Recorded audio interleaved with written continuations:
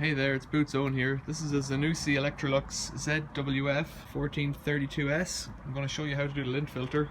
It's not a new machine this, but it looks pretty clean. Down the bottom on the right hand side here is this little door. There will be a way in with a key. Top.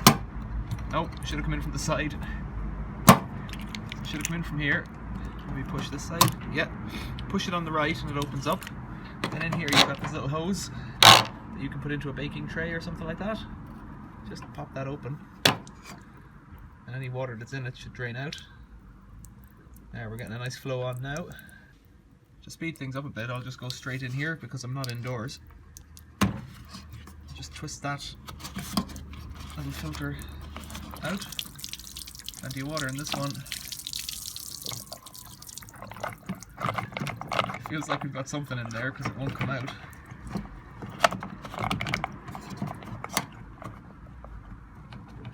Something is stuck.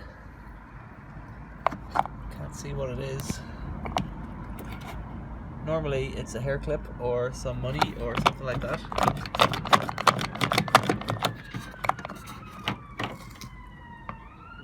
It looks like something, that white thing there is caught.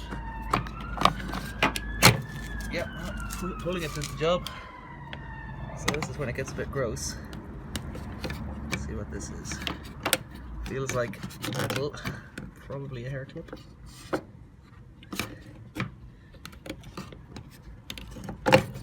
Wow, I don't know. Oh, I know what that is. Haven't found one of these before, but I have a feeling I know what it is. It looks like a wire, shaped like that. Wonder how that got in there. That's pretty black in there, which is not a colour you'd normally see, but that'll be the rust off this wire.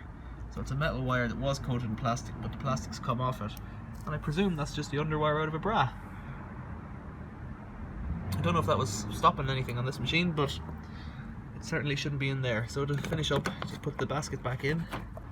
It has little teeth on it to line up with the grooves, so it shouldn't be able to do it any other way. That's it there. Just tighten it up. You might clean this if you were doing it for yourself. Put that button back in. That hose pushes back in and that snaps shut. There you go. Thanks for watching. See you later.